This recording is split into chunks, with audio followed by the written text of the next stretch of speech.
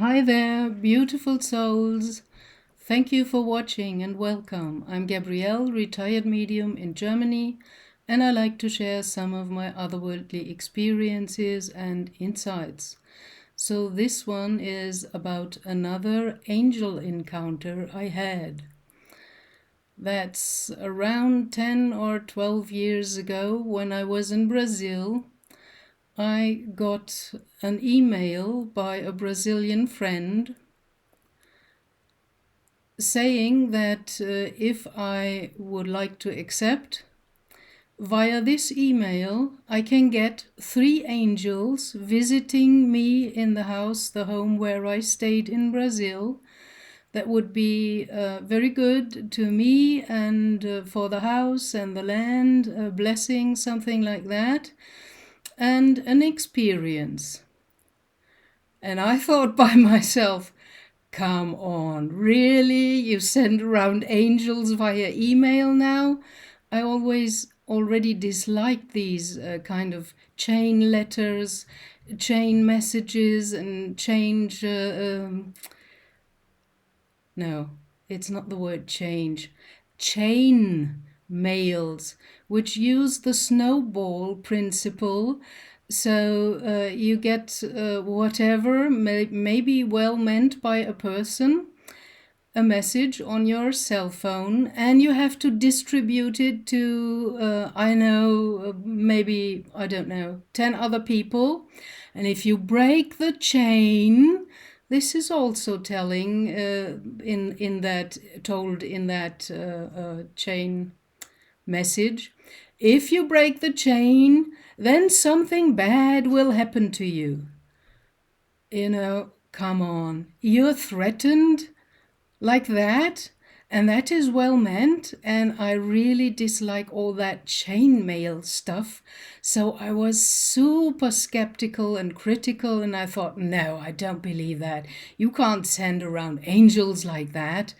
I mean, I believed in angels, although I haven't seen one or encountered one up to that time.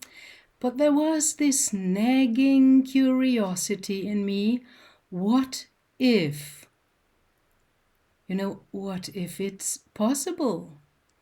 What if it's true? And only because I believe it's not possible, I would rob myself of the experience and the possibility to maybe learn something new and find out, well, you can send angels. So, although I was that critical about that, I thought by myself after a while, rebelling against it, well, I can try it out. And after that, I will know. Maybe I'm disappointed because nothing happens, or who knows what happens. So if I don't do it, I will not come any step further and will not know anything more, but only kind of validate my pre-opinion, my prejudice, prejudice, and all that kind of stuff that I believed it's impossible. So after pondering about that for a while, I thought, well, why not try it? I've got nothing to lose. So I answered to that friend, okay, I'm willing to try it. What do I have to do? And then she sent me the original email. I don't know who made that up.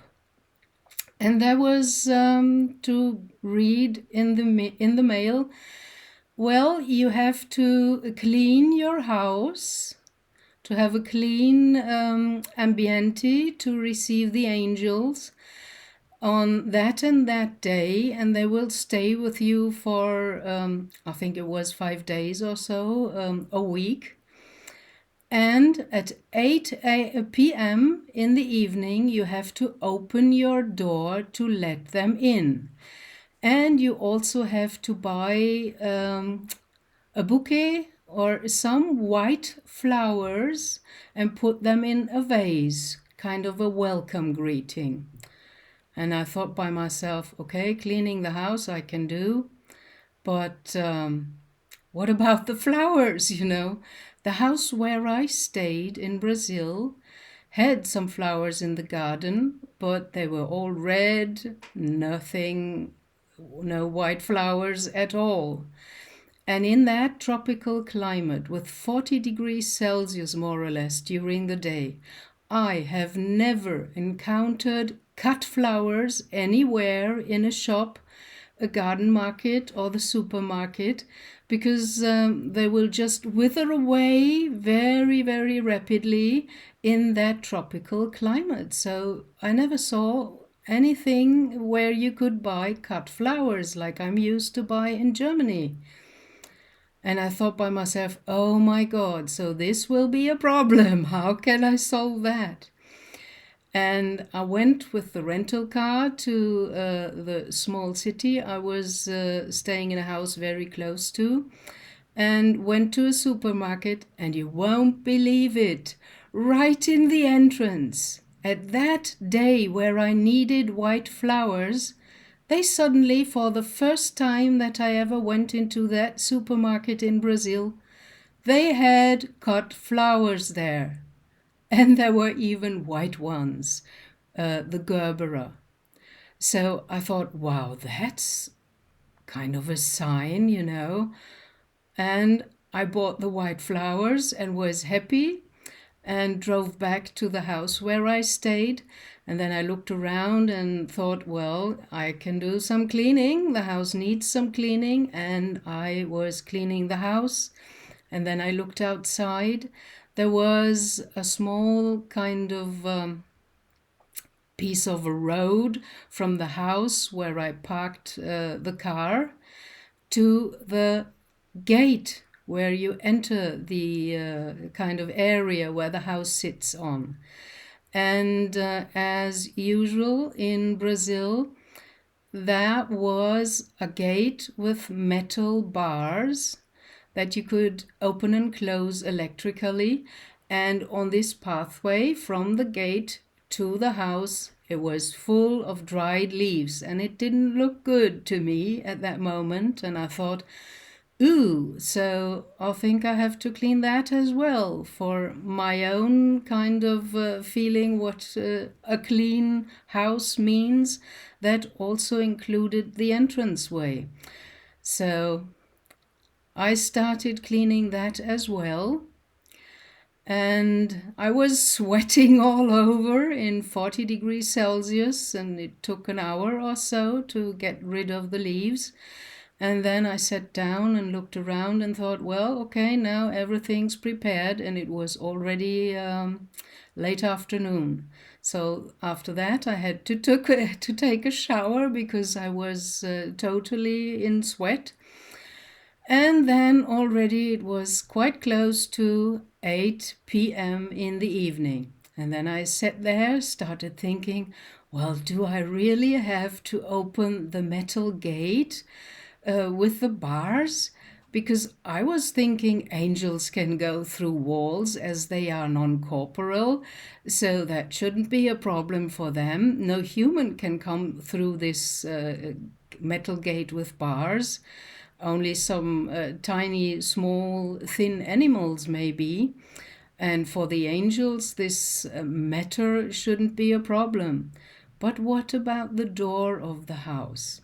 And I was thinking how stupid I would look to open up the door of the house at 8 o'clock in the evening and no one coming in, because angels are invisible. That's what I thought. Okay, but after a while pondering on that, I got the idea. Okay, it's a gesture.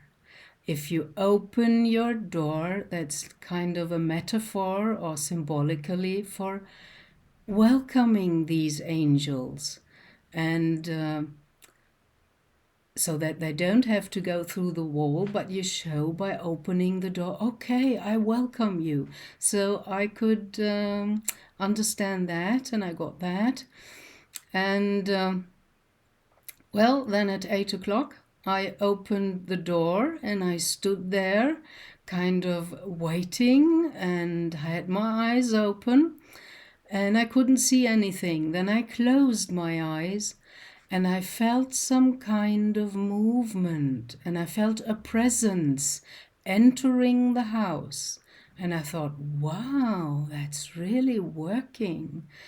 And then I kind of, inside of myself, said, be welcome in this place. I thank you for coming. And let's see what will happen. And already before they came into the house, when I was working, cleaning the house and getting rid of the dried leaves, I was sweating so much, I suddenly heard a voice in my head saying, "Drink water." And it was irritating because felt it's not my voice. I'm not thinking that. So I thought, why shall I drink water? And I went in and drank just 1 glass of water and no more. But because I sweat so much, I lost a lot of water kind of from the body, via the sweat. And if you don't drink enough, well, then something can happen, and that happened during the first night. I got the symptoms of urinal infection, where you think you have to go to the toilet every minute, nothing's coming, and it's hurting and painful. And usually in Germany, I would have gone to the doctor, but in Brazil, I did not want to because I didn't know the doctors and I don't trust them, and I don't trust Brazilian doctors that I don't know. And well, I can speak a bit Portuguese and understand, but I did not feel really safe with my Portuguese, with my little Portuguese knowledge. So I sat there thinking, what can I do? And I just remembered, if you drink a lot, then you kind of wash out these bacterias that you always have in your urinal tract. And if you don't drink enough, then kind of the bad ones, they grow more and they cause the symptoms. So the next morning I spent in my hammock with a big kind of pot of tea, and I was drinking all the time, and the symptoms were getting better. And then I wrote an email to a friend of mine in Germany who is a doctor and also a homeopath, and I asked him what I can do, because I didn't want to go to the Brazilian doctors. And he answered, luckily, very rapidly, and he said, I give you the name of the remedy, homeopathic remedy, that will work very well. And if you can't buy it, just write it down on a piece of paper and put a glass of water upon it, so that the water can take the vibration of the remedy written on the paper below. Give 10 or 15 minutes to that glass of water and then drink it sip by sip, and repeat that for several days. Medicine is more or less information for the body. So you don't really need the substance. If you ever have digged into homeopathy, then it's not about the substance. It's about the etheric kind of power of that plant or that remedy. And well, I did that. And that, together with drinking a lot, worked well. But I spent the whole next day in my hammock and had nothing, going about. I have 3 angels in my house. What do I do now with them? Or what will they do with me? I was trying to recover, lying in my hammock, drinking a lot of tea and reading a book. And then I suddenly heard kind of a tone, a noise. It was a humming noise. And as there are a lot of insects in the tropical climate with this wonderful garden around the house where I stayed in Brazil, it was kind of a bee noise. It was this bzzz, but it sounded a bit as if something was wrong. So I put down my book and looked around, and on the tiles of the veranda where I was in my hammock, I saw a bee, but a gigantic bee. They are different in Brazil. And it was lying on the floor and was kind of bzzz, turning around as if something was wrong. And I, in my naivete, I had just absolved a workshop about quantum healing. I jumped onto that. Oh, the poor bee, now I can help her and send her healing energy. And I was just about beginning to send healing energy to that poor bee. Then I again heard the same kind of booming voice in my head that I had heard the day before, telling me drink water, and I did not really listen. That's why I got the urinal infection. And that voice said, wait, look closer before you act. And I thought by myself, ooh, what's that? And I looked at the bee closer, and well, the bee obviously was in trouble, but that was all that I could kind of get from looking at the situation and the bee kind of circling around on the floor. Bzzz. And then I heard the voice again in my head telling me, the bee is dying. If you give healing energy now, you will only prolong her struggle before death, and you will prolong her suffering. Wow, I hadn't thought of that, and it made a lot of sense to me. So I looked at the poor bee and did not do anything, but just feeling compassion and hoping that the bee will die soon, to not have long suffering. And then after a while, this bzzz stopped, and then she was dead. And I thought by myself, oh wow. So the angel spoke to me again. And I closed my eyes. I couldn't see them. There were just like kind of three shadowy silhouettes, but I couldn't see anything. They were just like figures, three together, and well, the silhouettes looked as if they are filled with white or very light gray mist or clouds or something like that. I couldn't get anything clearer than that. And that was also very interesting because before I had only felt their presence when they came in. And I had heard their voice one time when I was cleaning and didn't drink enough water. And they told me, drink water. And I only drank one glass instead of more. So now they were teaching me, look closer before you start and jump into action. You have to understand the situation. And it made a lot of sense to me that to a dying bee, healing energy wouldn't help at all, would only prolong, as they said, kind of the struggle until the life force left that vessel of the bee. So that was that. And I really thought that's very interesting.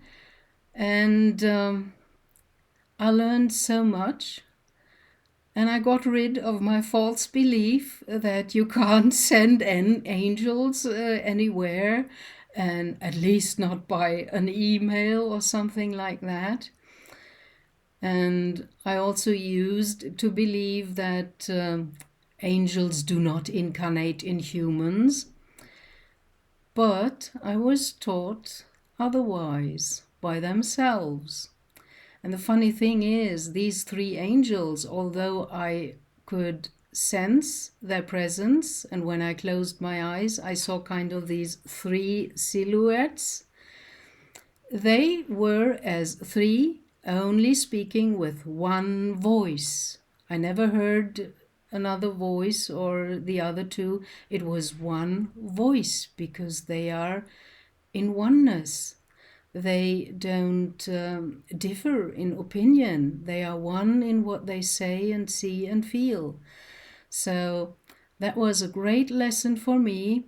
And afterwards, I also started thinking about some of my other so firm opinions and beliefs, like angels do not incarnate in humans. That's rubbish. Someone even wrote that in the comments to another subject.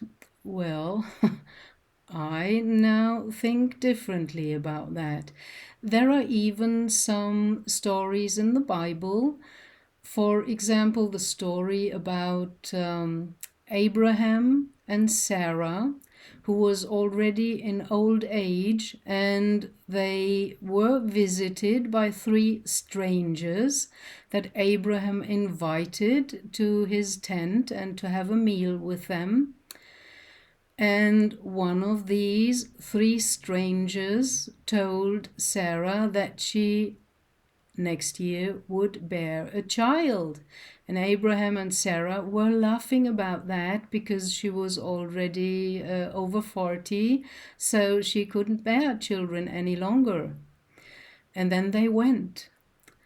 And this is the story. 1 year later, Sarah bore a child, The story that they unknowingly, although I think there is something in the story that Abraham at least suspected something else, they were attending angels, unaware that they were angels, because they appeared as three humans.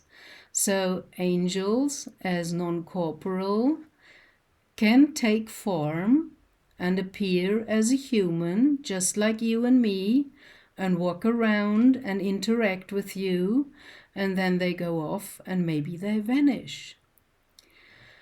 And there is also the notion in the Bible, be kind to strangers, because you never know whether you attend to an angel and you're not aware of it.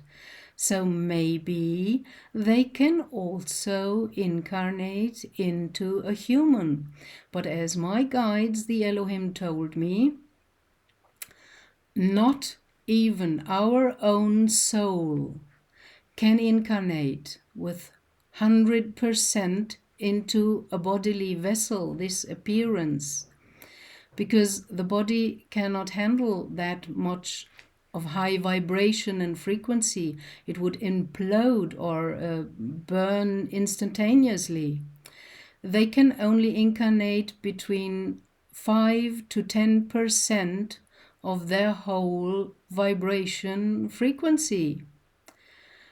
So if my soul can only be with up to 10% in this vessel, then an angel can as well put 10% or 5% into an incarnated vessel, into a person.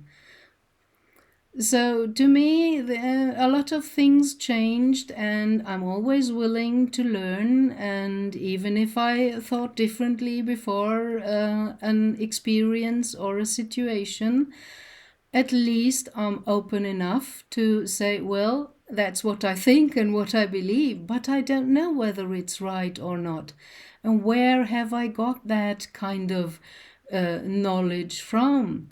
It's all from education, things I read, things I heard, things teachers or churches or whatever authorities put into me, but without my own experience.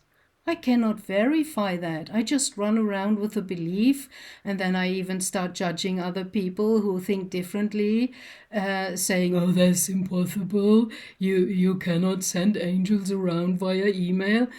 Well, I tried it out and I found out you can, and it worked. And I really liked that experience because I felt their presence. So I learned it is possible. And they even interacted with me and they showed me a few very important things, especially about not just jumping to every situation and sending healing energy. You have to become aware what the situation really is about, like with the example of the bee. And some other things that I learned as well. And after that, I opened the door again after the 5 days and kind of letting them out, and I had to send them to another person, which accepted them, and a friend of mine whom I choose carefully. So that was my experience with 3 angels visiting me in my home in Brazil, in the house where I stayed. So that was an angel encounter, one of the first ones I had, and others followed.